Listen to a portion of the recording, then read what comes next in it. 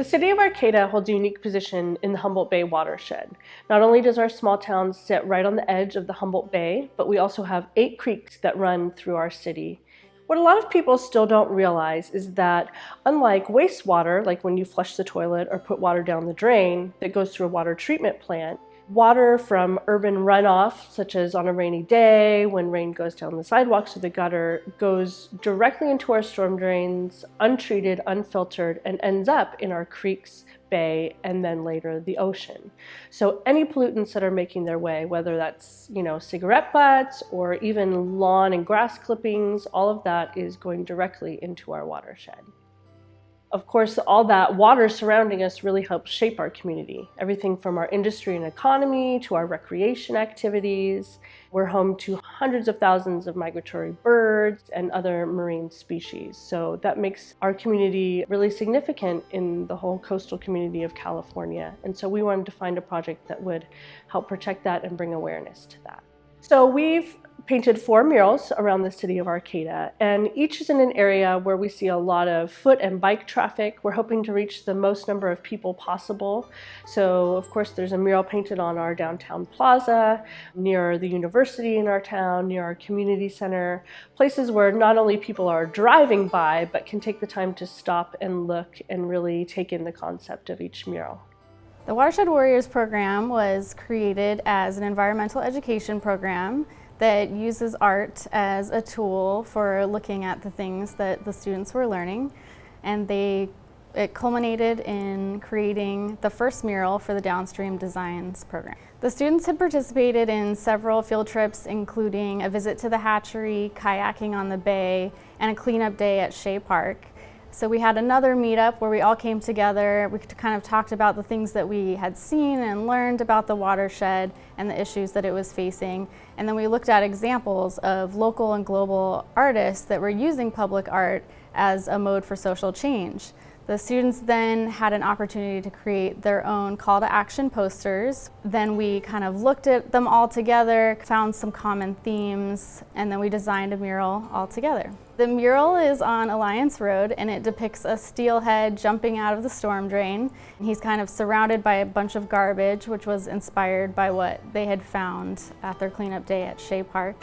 And he has a word bubble that says, "Trash ain't a part of my diet," which was come up with by a group of 3 9-year-olds. The inspiration to become involved in this project came from my relationship to the natural world that surrounds me and wanting to protect that on some level. I chose the design that I did for my piece because I wanted to illustrate our ocean ecosystem as a series of Russian nesting dolls to show that what every organism within the food chain eats is impacting its life and ultimate survival. And so I wanted to create a design that I could put out into the world that not only reminded people of beauty and what it means to engage with what I like to think is a beautiful object, but also to consider the fragility of our natural ecosystem and know that the tiniest organisms, if they're contaminated by something that's not a part of their organic environment, can move its way up the food chain and ultimately destroy our larger, more celebrated, majestic organisms. I was inspired to get involved in this project because it was just a perfect opportunity to use public art to create awareness. With the waterworks kind of beginning and already seeing such a need for clean water now, it's great to be taking a part in this cause. I chose an octopus as the focus of my design because I thought it was a great way to highlight all the various pollutants that are facing our waterways. With the 8 different tentacles, he could really be grasping just a bunch of things that could be ending up in our drains. I got very positive feedback from the community. Almost everyone was very curious or enthusiastic and just wanted to know what was going on and what was this new piece of art popping up in their neighborhood. I first heard of this project on the local news. I was inspired by the message that the city of Arcata is trying to send out to people. My piece focuses on oysters, and then it has crabs and starfish and some seaweed. Oysters and crab are 2 of our local food sources. I hope that my mural can affect the community in a positive way by making people aware that what they put in is what they're going to get out. So if you're putting trash or toxic things into the drain and it flows to the bay, that that's going to come back and it's going to affect us as a community who consumes oysters and crabs that come from our local bay.